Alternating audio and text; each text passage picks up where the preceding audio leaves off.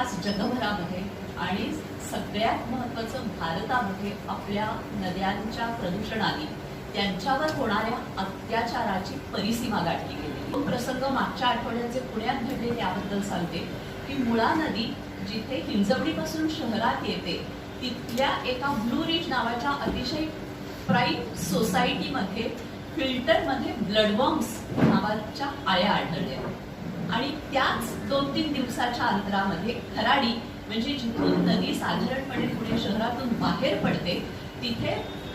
डासांच्या प्रजातींचे एक झुंडच्या झुंड म्हणजे 2 मजली भिंती नदीच्या किनाऱ्यावर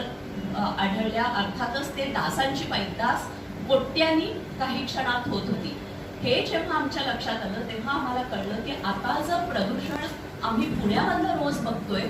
आपल्या भारतामध्ये तुमच्या मुंबईमध्ये आज काय अवस्था आहे नद्यांची